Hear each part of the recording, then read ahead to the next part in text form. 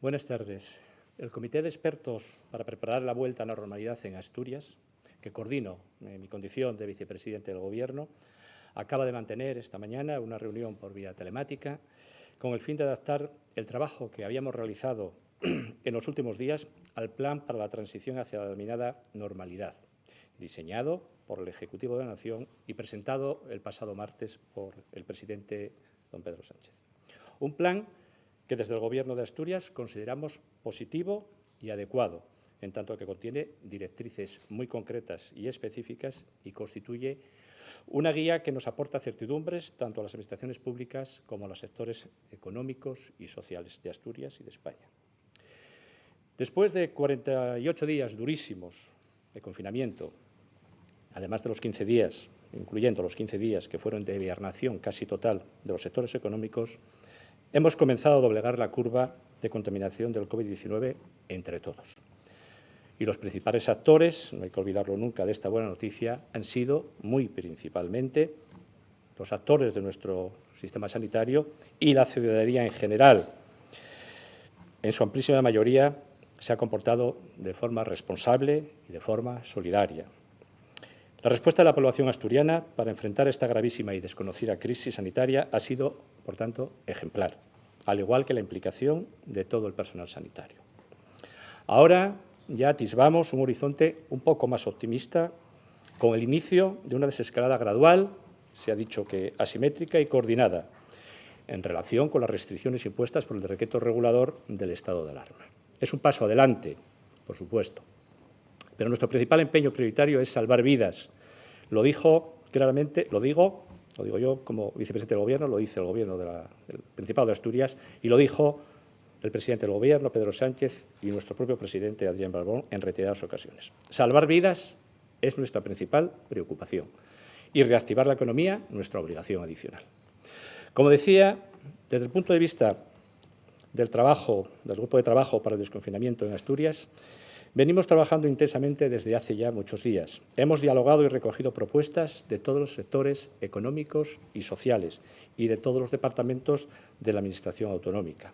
Paralelamente, estamos asesorados por un comité formado por 11 expertos en distintas disciplinas, economistas, sociólogos, psicólogos, epidemiólogos, actores del tercer sector, todo ello para elaborar nuestra propia propuesta que trasladaremos al Gobierno central en los próximos días. Y ello sin perjuicio de que tanto el presidente Barbón como el resto del Consejo de Gobierno, de todos los consejeros, ya le hemos anticipado durante los últimos días al Gobierno de la Nación muchas de nuestras propuestas. Lógicamente, estamos adecuando los trabajos que hemos desarrollado al plan estatal, que, vuelvo a repetir, consideramos sensato y adecuado a la situación actual. Hemos estudiado las medidas y realizaremos las aportaciones que consideremos adecuadas para adaptarlas a las características de Asturias, poniendo sobre la mesa todas las propuestas que, en nuestra opinión, puedan complementar y mejorar el Plan nacional. Las 3 fases de desescalada que contempla, si todo va bien, se prolongarán hasta finales de junio, se realizarán atendiendo a criterios epidemiológicos objetivos propiciados o pautados por la Consejería de Sanidad a través del panel integral de marcadores en Asturias, que nos informará sobre la evolución del virus. Estos marcadores son los que indicarán si podemos seguir avanzando o hay que retroceder en algún momento, sin perjuicio de que la última decisión, como no puede ser de otra forma, corresponde y la adoptará el ministro de Sanidad. Al día de hoy, y al margen de que el documento definitivo estará listo en los próximos días, podemos ya anticipar, no obstante, algunas cosas. Propondremos desde Asturias que algunas zonas de nuestro territorio, de naturaleza rural y poco afectados por la pandemia, accedan a fases más avanzadas de desescalamiento. En estas zonas existen concejos en los que, por la dispersión de la población, han estado libres de contagios o han sido prácticamente testimoniales. En cualquier caso, deberán cumplir los criterios sanitarios y epidemiológicos y deberemos asegurar, por encima de todo y correctamente, el aislamiento de estas zonas. Otras de las medidas que propondremos sobre la mesa es la prórroga de los ERTEs, por lo menos para aquellos sectores de la economía, hostelería y comercio principalmente, que encuentren dificultades para abrir por razón de la ausencia de rentabilidad derivada de las restricciones, así como incidiremos en facilitar el acceso a créditos ICO rebajando considerablemente la burocracia y los gravámenes que afectan a la disponibilidad de los mismos en tiempo y forma ahora mismo. Hemos detectado carencias en este sentido. Son sectores muy sensibles, estos, los del comercio y la hostelería, muy sensibles siempre y ahora muy especialmente por razones de la pandemia, a los que tenemos que prestar la máxima atención y que no pueden quedar desprotegidos. También abordaremos la problemática de las terrazas de los establecimientos públicos con los ayuntamientos para posibilitar flexibilidades en la materia, homogeneizando los criterios. La coordinación es fundamental siempre, y en esta crisis especialmente, y lo sigue siendo ahora en las distintas fases que iniciaremos para ir recuperando la normalidad. Desde el primer momento, el Gobierno del Principado ha entendido que afrontar esta pandemia es cosa de todos. La debilidad del Gobierno, sin duda, pero desde una óptica de participación activa de la sociedad civil y sus organizaciones y en clave de intensa colaboración entre todas las administraciones públicas. Y así, les anuncio que en Asturias, y en aras de la unificación de criterios y mensajes, se constituirá la próxima semana un comité de coordinación por la desescalada en Asturias entre el Principado, la Delegación del Gobierno y la Federación Asturiana de Concejos, con funciones de seguimiento y control del proceso en la propia comunidad autónoma. Desde el Gobierno de Asturias apelamos a la responsabilidad de los ciudadanos para que no bajen la guardia, porque es necesario continuar extremando las medidas de protección e higiénicas, tanto en casa como en la calle y en los lugares de trabajo. A partir de ahora vamos a socializar más. Y repito, no podemos relajarnos porque el virus sigue ahí. Y hasta que no exista una vacuna eficaz, debemos mantener la responsabilidad individual y de solidaridad para reducir el riesgo de rebrotes, que lo hay, créanme, y no es pequeño. Insisto, no podemos confundir desescalada con relajamiento de las medidas de protección individual y colectiva.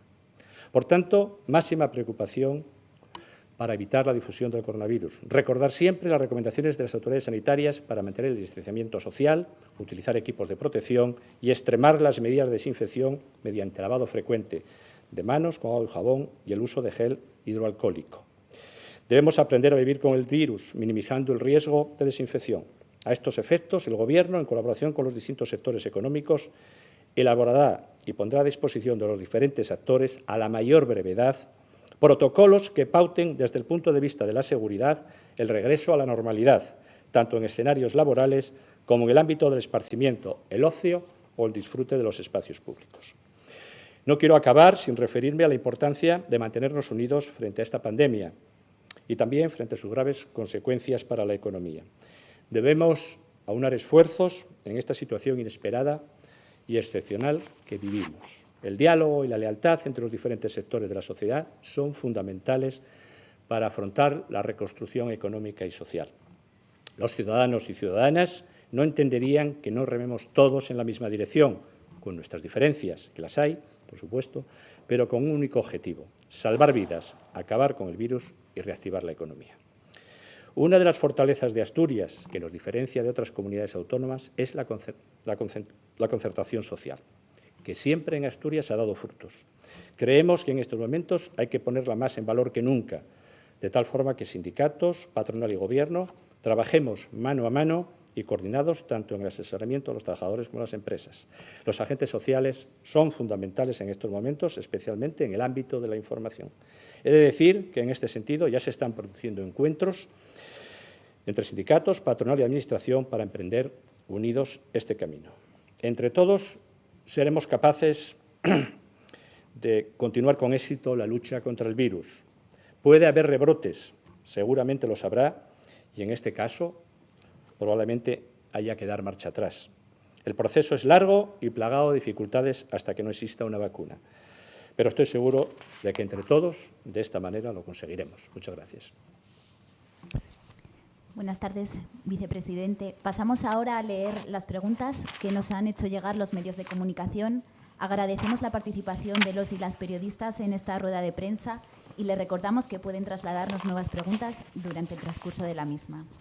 Comenzamos con una pregunta de la Televisión Pública de Asturias. El Principado ha solicitado al Ministerio de Sanidad la posibilidad de que la desescalada sea por áreas sanitarias o varios concejos rurales que conforman una comarca o zonas delimitadas como pueden ser los Oscos o los Valles del Oso. Gracias. Hemos avanzado esta posibilidad en reiteradas ocasiones al Ministerio, de forma verbal, tanto repito, por varias vías, pero estamos elaborando, como he dicho, el itinerario asturiano que entregaremos en los próximos días y ya les puedo anticipar, lo he dicho en la intervención previa, que efectivamente vamos a solicitar esa desescalada asimétrica, entendiendo que hay territorios rurales, de naturaleza rural, en la comunidad autónoma que tienen condiciones por una propagación escasa o nula de la pandemia, por sus propias condiciones naturales como comarca, que nos permiten también seguramente controlar el aislamiento, que es otro de los criterios exigidos, de tal forma que efectivamente en cuanto en los próximos días culminemos este trabajo, desde luego este trabajo contendrá una propuesta concreta en este sentido. La siguiente pregunta también de la televisión pública de Asturias. ¿El Principado solicitará que determinados deportes de mar, como el surf o actividades en ríos o embalses, como el piragüismo, puedan contemplarse también, además de salir a correr? A este respecto, Europa Press también añade: ¿conoce usted el día concreto a partir del cual los aficionados al surf, deporte individual, van a poder desplazarse para practicarlo? ¿Habrá alguna restricción? Bueno, hay una casuística amplia de deportes que son singulares de Asturias, de alguna otra zona también, pero de Asturias, como estas que se acaban de citar, y en ese documento propuesta que estamos elaborando y que pondremos a disposición del Gobierno de la Nación para su negociación, contemplaremos estas casuísticas. Este documento de trabajo, que tiene que ser un documento de alternativas y de desarrollo del plan del Gobierno de la Nación, tendrá que contemplar singularidades asturianas, sin duda. Estamos poniendo el foco en todas ellas y una de esas singularidades la constituye este tipo de deportes propios de nuestra comunidad autónoma, no exclusivamente, pero muy identificados con nuestra comunidad autónoma. Me preguntaba también por la movilidad en relación con el surf. Bueno, puede ser con el surf o en relación con cualquier otra actividad de esta naturaleza, supongo. Bueno, la movilidad es un asunto que está trabajándose en paralelo, pero que tendrá que formar parte de este plan también. La movilidad en sentido amplio y también en la que tiene que ver con los medios de transporte y demás, se está tratando intensamente estos días. Bueno, hay unas directrices que están en el propio plan, están en los anexos del plan que se aprobó anteayer, pero en estos momentos concretos, ahora mismo se está desarrollando una reunión de trabajo entre los responsables de transportes del Ministerio de Transportes y los responsables de transporte de mi departamento, de la Consejería de Infraestructuras, precisamente para dar las pautas o establecer los acuerdos necesarios para pautar esta movilidad por la que se me pregunta. A este respecto, también la televisión pública del Principado pregunta: el Ministerio ha trasladado un plan de movilidad. ¿Cómo va a concretarse en Asturias? Bueno, el Ministerio, el plan de desescalada del Gobierno de la Nación ya contempla algunos criterios en materia de movilidad, porcentajes de los transportes públicos, alguna referencia al transporte urbano, pero acabo de decir que a partir de ahí, eso fue anteayer, estamos trabajando intensamente con el Ministerio. Ayer ha habido una reunión, en estos momentos se está celebrando otra, precisamente para concretar, para aterrizar, valga la expresión, la problemática de movilidad en Asturias. Vamos a ver, por ser un poco más concreto, desde luego la movilidad urbana tendrá que estar directamente relacionada o por lo menos muy equilibrada oferta y demanda. Tendrán que los ayuntamientos, también el Principado, ir modulándola en relación con un criterio de una cierta equivalencia entre oferta y demanda, sin llegar a un punto de equilibrio perfecto, que nunca será. Con respecto a otro tipo que están analizando hoy, repito, y ayer, y en los próximos días haremos público, en fin, la situación concreta sobre la movilidad en Asturias. En el transporte, el plan aprobado por el Gobierno, en principio, el plan de desescalada sobre el transporte establece también algún criterio, en el transporte interurbano, un 30% de ocupación, pero también eso lo habrá que ir evolucionando. Ese es el trabajo que se está haciendo ahora en función de cómo veamos que se comporta. Esto va a ser un trabajo muy fino, de día a día, ¿no? Porque tendremos que ir viendo, pautando día a día y observando muy bien cómo se produce la movilidad, tanto en vehículos particulares como en vehículos colectivos, como en las concesiones del Principado y en las de larga distancia, en la carretera y en el ferrocarril, para ir modulando para ir modulando la norma, en definitiva, y las directrices que hay que establecer en cada caso. En definitiva, sobre la movilidad hablaremos mucho en los próximos días, estamos hablando ahora con todas las autoridades, pero se hablará mucho en los próximos días y durante los 2 meses, porque habrá que ir, la clave es ir modulándola en función de cómo veamos que se está desarrollando en cada caso. A este respecto, también el comercio se interesa por el tema de la movilidad. Las fuertes restricciones sanitarias que se tendrán que imponer en los medios de transporte públicos, presumiblemente durante muchos meses, hasta que toda la población pueda estar vacunada, ¿incrementarán el tránsito de vehículos privados en la zona central de la región? Añaden, esto conllevará la necesidad de potenciar el transporte público, pero también zonas de aparcamiento y regulación del tráfico para los privados. ¿Cómo piensa el Principado afrontar esta situación? Bueno, lo que se ha producido con la explosión de la pandemia son modificaciones de comportamiento en muchos ámbitos de la vida. En la movilidad, muy especialmente, ha habido una restricción muy importante y lo que hemos visto es que en el trabajo que veníamos desarrollando durante estos meses de producir en Asturias una reflexión en favor de la movilidad colectiva por medios colectivos, ferrocarril, autobuses, etcétera, etcétera, en detrimento del vehículo privado, pues ha experimentado un giro de casi 180 grados durante la pandemia. ¿Por qué? Porque ha habido, en fin, por razones de separación de las personas, por razones inherentes al mandato sanitario para luchar contra la pandemia, hemos tenido que adaptar decisiones de separación. Efectivamente, en la pregunta está eso explícito, en los autobuses, en los trenes, en el ferrocarril. En fin, al final hemos vuelto los ojos al vehículo privado por razones, repito, estrictamente sanitarias. ¿Qué va a suceder en los próximos días en desescalada? Es previsible que, como dice el preguntante, efectivamente, si se mantienen las restricciones tal cual están planteadas en los vehículos, en los modos de transporte colectivo, se incremente el tráfico, digamos, individual de vehículo privado. Bueno, decía antes, en contestación a una pregunta, que eso sobre esta pandemia y comportamiento tenemos muchas incertidumbres. Esta es una de ellas. Entonces, tendremos que estar muy atentos día a día para ver cómo vamos modulando esto. Es decir, si tenemos que habilitar, como dicen ahí, aparcamientos u otro tipo de infraestructuras en función de la evolución de ese tráfico. Repito, tiene que ser una combinación, será siempre una combinación de tráfico en modos colectivos, ferrocarril y autobuses, y modos privados. Pero tendremos que ir viendo casi día a día cómo funciona este equilibrio para ir adaptando normas, instrucciones e infraestructuras al respecto. Onda Cero pregunta, ¿las propuestas de los expertos para la hoja de ruta de Asturias contemplan excepciones provinciales, como por ejemplo la movilidad entre Vegadeo y Ribadeo, u otras que en condiciones normales sean muy habituales? Es cierto que en el plan del Gobierno de la Nación esto está en principio rigurosamente prohibido, ¿no? Es decir, el ámbito provincial que se ha determinado establece rígidamente en fin, la separación interprovincial, el control del tráfico interprovincial. Bueno, pero es verdad que hay situaciones en toda España, también en Asturias, muy concretas que merecen un aparte o merecen una consideración especial o al menos una reflexión, y esa se está haciendo, que son las zonas frontera, efectivamente. No solo me habla de Vegadeo y Ribadeo, por supuesto, también probablemente en el oriente de Asturias hay una situación similar, ¿no? Estas dos cuestiones puntuales estamos analizándolas y tenemos que verlas, efectivamente, más allá de que se haya establecido, repito, el aislamiento entre provincias, en definitiva, en materia de movilidad, ¿no? Onda Cero también se interesa por la siguiente cuestión. ¿Se contemplan condiciones de seguridad específicas para celebrar los mercados semanales con productos de la huerta? Bien, he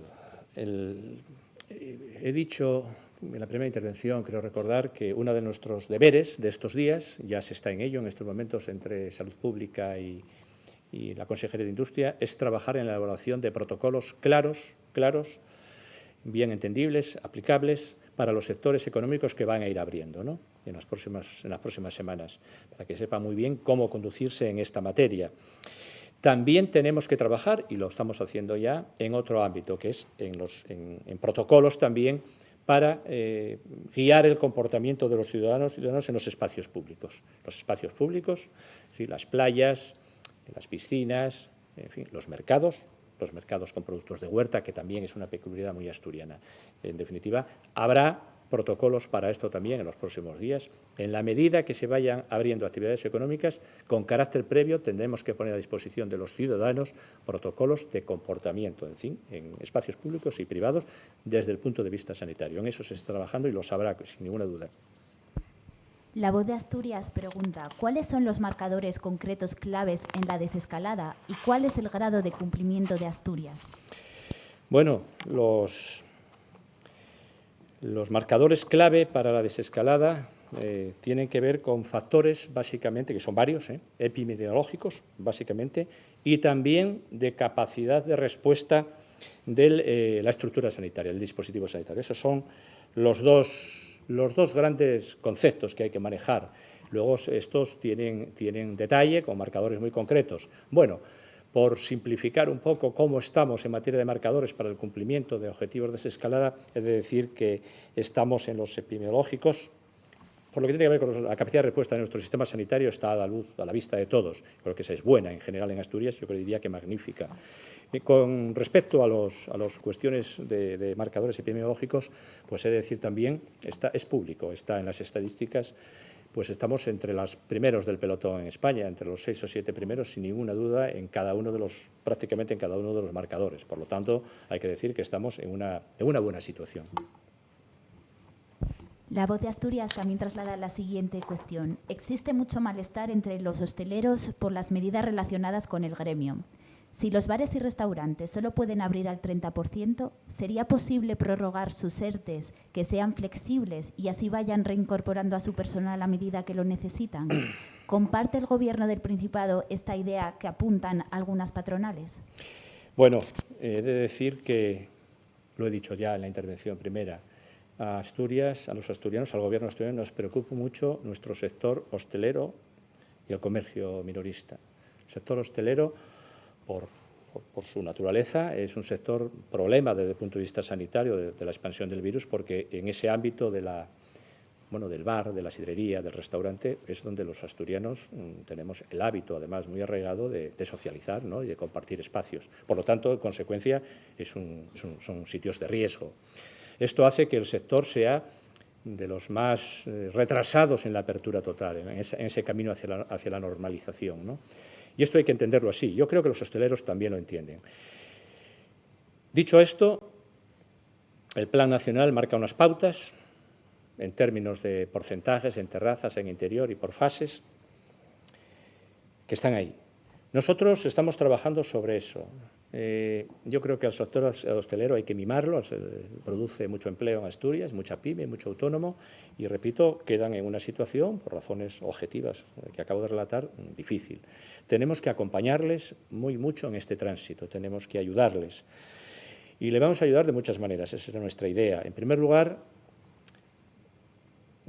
esta idea de los ERTEs. En términos generales, vamos a solicitar que aquellas empresas de este sector que objetivamente no puedan abrir porque no es rentable abrir en estas condiciones y con estas restricciones, sean beneficiarios de prórrogas del ERTE, total o parcial, según situaciones. Pero eso lo vamos a intentar. Es más, vamos a concretar probablemente una medida, ya a la entrada, una solicitud al Gobierno de que contemple que en esta primera fase, en la fase 0,1, en la que se habilitan, creo recordar que un tercio de las plazas únicamente en terrazas, y que eso implica, hay que decirlo, que muy pocos podrán abrir, que ya esos establecimientos pasen a ser beneficiarios en esa fase, entre la 0 y la 1, directamente, hay una prórroga en las condiciones actuales de esos ERTE, sin necesidad de tramitaciones adicionales de naturaleza administrativa, sino que automáticamente, vamos a intentarlo, progresen de una fase a otra, al menos en esta primera fase, en la que solo se permite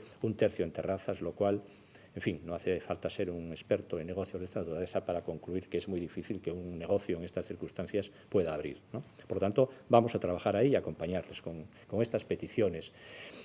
También queremos, porque lo hemos escuchado al sector en su conjunto, ayudarles, y vamos a pedirle al Gobierno de la Nación que tome un poco el mando, tome cartas en cómo se está produciendo el otorgamiento de los créditos a estas pymes, a estos autónomos, desde el punto de vista de los créditos ICO. Yo creemos y somos conscientes de que no están llegando en tiempo y forma. y que hay una tramitación farragosa y compleja que hay que desbrozar. Y esto es una llamada de atención que queremos sin duda hacerle y vamos a pedirlo al Gobierno de la Nación. Tenemos que ayudarles con los ayuntamientos, que son elementos clave aquí, ahora que vamos hacia el verano, con las terrazas. Parece de sentido común que allí donde se pueda y sea compatible con otros usos, se amplíen el ámbito territorial de las terrazas para, cumpliendo con los criterios de porcentajes, bueno, pues puedan, en definitiva, equilibrar más su cuenta de resultados y ayudarles un poco a este tránsito. En definitiva, tenemos que contemplar una serie de medidas que les den un poco de confort, más confort en este camino hacia la normalidad. Porque, repito, es un sector sensible y complicado, pero que es muy importante en Asturias por razones de PIB y por razones de empleo. A este respecto, el comercio traslada la siguiente pregunta. ¿Cómo han reaccionado los ayuntamientos ante la propuesta de homogeneizar la normativa de terrazas? ¿Son receptivos? ¿Serán ampliando los espacios? Yo creo que he dicho antes que vamos a constituir la semana que viene un comité de coordinación entre las tres administraciones públicas asturianas, ayuntamientos, Principado y Delegación del Gobierno, para aunar criterios, homogeneizar criterios, tener la misma voz. Yo creo que en ese ámbito tenemos que entender y trasladar, porque es una petición del sector y además es una petición razonada y razonable, la idea de que en materia de terrazas, sin perjuicio de la autonomía de cada ayuntamiento, que aquí no se pone en cuestión, pero sería bueno, y vamos a trabajar por ello, entre todos, estoy seguro, sería bueno que el sector tuviera la visibilidad de un comportamiento de las administraciones homogéneo en materia de terrazas, tanto en lo que tiene que ver con la expansión de facto y material de las mismas, como las condiciones económicas en las que eso se va a producir. Hay por el medio concesiones administrativas que hay que tener en cuenta, pero sería muy bueno, y es un trabajo que tenemos que hacer, que estamos obligados a hacer, convenir esto con los ayuntamientos y, repito, sin perjuicio de la autonomía de cada cual, tener un criterio más homogéneo para que el sector sepa a qué atenerse, ¿no? Criterios claros, en definitiva. Europa Press traslada la siguiente cuestión. La situación epidemiológica en Asturias es mejor que la de otros territorios y, según los datos que publican desde el Gobierno, existe capacidad asistencial y de diagnóstico suficiente. Si eso es así, ¿consideran lógico que Asturias tenga el mismo nivel de confinamiento que regiones con indicadores mucho peores? Bueno, yo creo que ya nos hemos referido en extenso a ello. Asturias va a pedir, precisamente por eso, porque tenemos, en principio, en términos globales, una situación epidemiológica y de capacidad de respuesta del sistema sanitario y también de aislamiento de algunas comarcas, tenemos, yo creo, que condiciones precisamente para pedir que comarcas, repito, comarcas determinadas que estamos dibujando en estos momentos y definiendo, tengan acceso más rápido que otras en el escalamiento por fases hacia la plena normalidad. Eso es en lo que estamos trabajando y vamos a proponerlo así, puedo decirlo con toda seguridad. Lo hemos visto esta mañana en el Consejo de Gobierno y lo hemos visto en el grupo de expertos. Y hay práctica unanimidad con respecto a esta cuestión. En los próximos días veremos cómo dibujamos esos mapas, esas comarcas, y lo trasladaremos y lo pediremos y lo editaremos al Gobierno de la Nación sin ningún género de dudas. A este respecto, nos envían cuestiones sobre la marcha, en este caso Europa Press. ¿Puede concretar qué zonas va a promover para avanzar las fases? La cadena COPE, ¿a qué fase podrían pasar ya las zonas rurales? Bueno, no puedo concretar porque, repito, tengo que recordar que el decreto lo hemos conocido hace apenas 2 días, ¿no? Estamos trabajando intensamente, pero en muy poco tiempo lo diseñaremos. Está Sanidad y están diferentes áreas trabajando, dibujando estas áreas y, bueno, en poco tiempo se hará público y se solicitará. Acceso, desde el punto de vista de las fases, vamos a intentar llegar al principio, es decir, incorporar esto al minuto cero. Digo vamos a intentarlo porque no es sencillo, pero si no fuera así, no llegáramos a la fase 0, en definitiva 0,1, pues intentaríamos ganar tiempo para incorporar, para desescalar prioritariamente en otras fases sucesivas estas zonas. EFE también plantea cuestiones al respecto. En su anterior comparecencia advertía de la dificultad de gestionar una desescalada a 2 velocidades entre la zona rural y la urbana. ¿Son asumibles y gestionables esas dificultades? Bien, efectivamente recuerdo bien aquello y lo mantengo. Es difícil, cualquiera puede entender que es mucho más fácil gestionar unitariamente una unidad territorial como Asturias que gestionarla dividida por territorios. Pues complica mucho la gestión, evidentemente. Pero vamos a hacer el esfuerzo. Y creo que se puede hacer el esfuerzo y que se debe hacer el esfuerzo. Quiero recordar a estos efectos que estas zonas, habitualmente mal comunicadas en general o con déficits de comunicación, un poco aisladas del territorio del área metropolitana, pues han soportado durante años históricamente esta situación. Bueno, pues yo creo que es hasta justo en términos, en fin, de agregados, en términos del territorio, en términos de comunidad autónoma, en términos sociales, que ahora se vean beneficiadas precisamente de este aislamiento. Justamente este aislamiento ha propiciado, junto al sistema sanitario y las medidas que se han adoptado, pero el aislamiento ha sido un factor clave para que su grado de contaminación por la pandemia sea nulo o escaso. Bueno, pues en consecuencia debemos actuar. Yo creo que estos ciudadanos merecen esta respuesta y se la debemos dar y se la vamos a dar. La agencia ECE también pregunta, ¿el Gobierno asturiano cree necesario levantar el estado de alarma como han propuesto los presidentes de Euskadi y Galicia? Mire, el estado de alarma es una medida excepcional que está a disposición de los gobiernos y para situaciones como esta, y el Gobierno de la Nación ha hecho mano de él, yo creo que con todo acierto, porque efectivamente la respuesta constitucional para afrontar la pandemia es esta, tiene que ser esta. A partir de ahí, el Gobierno, esto lo que ha posibilitado es que el Gobierno de la Nación y especialmente el Ministerio de Sanidad haya tomado el mando de las operaciones, por así decir, y a nosotros nos parece eso fundamental. Tiene que haber un mando único y eso desde Asturias nunca se va a cuestionar. Por lo tanto, no voy a entrar en la consideración de si el estado de alarma es el requisito imprescindible para que siga al mando el Ministerio de Sanidad, porque yo creo que incluso sin estado de alarma el Ministerio de Sanidad, por razones competenciales, en situaciones de pandemias como esta, tiene competencias importantes. Bueno, el presidente del Gobierno me ha hecho saber que va a pedir una nueva prórroga cuando culmine en la que estamos. Me parece que es lo correcto. Yo creo que todavía esto tiene fundamentos y veremos cuál es la respuesta de los grupos políticos, porque todos sabemos que esto tiene que validarse en el Congreso de los Diputados. Y yo espero que así sea. No obstante, repito, en el supuesto de que desapareciera el estado de alarma porque el Gobierno no lo solicitara, porque eventualmente no se revalidara en el Congreso, el Gobierno de la Nación tiene instrumentos, el Ministerio de Sanidad en concreto, para continuar al mando de las operaciones en todo el territorio nacional. Yo creo que eso tiene que quedar claro. Asturias eso lo ha tenido claro siempre y creemos que es fundamental. Otra cosa es que nosotros queramos tener nuestra hoja de ruta propia compatible con ese mando único. El propio documento del Gobierno de la Nación abre las puertas a esta colaboración de las comunidades autónomas, tanto en el diseño, en alguna medida, de los planes, como en la ejecución de los mismos. Esta es la cuestión.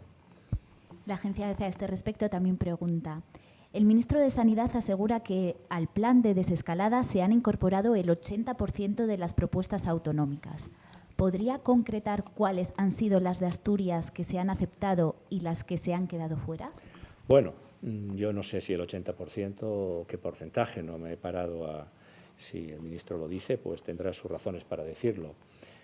Bien, el Gobierno de la región desde el primer momento ha hecho propuestas. Y algunas son públicas y las conoce todo el mundo. Repito, el presidente Barbón reiteradamente en las conferencias presidentes los domingos ha hecho propuestas al respecto. Los consejeros también, lo conocen los ministros. Yo no puedo pesar ahora cuánto de eso hay en el plan del Gobierno de la Nación, pero hay cosas, evidentemente. De hecho, el trabajo que teníamos emprendido aquí en Asturias en materia de iniciativas sector a sector tiene una cierta semejanza con el que finalmente el Gobierno de la Nación ha puesto encima de la mesa. Por lo tanto, ahora, una respuesta en términos de porcentajes, pues no soy capaz de darla, evidentemente. La cadena COPE nos traslada una última cuestión, por concretar. ¿La idea es que algunas zonas puedan pasar a fase 1 directamente, como va a ocurrir con algunas islas? Bueno, ya creo que me he referido a ello, efectivamente. Si pudiéramos llegar a tiempo, hay que tener en cuenta que para eso es necesario cumplir con unos requisitos determinados, algunos con los marcadores a los que nos hemos hecho referencia antes, que son variados y múltiples. Hay que tener preparados todos los dispositivos. Bien, en fin, hay que hacer todo un ejercicio de evaluación de todos los dispositivos que tenemos.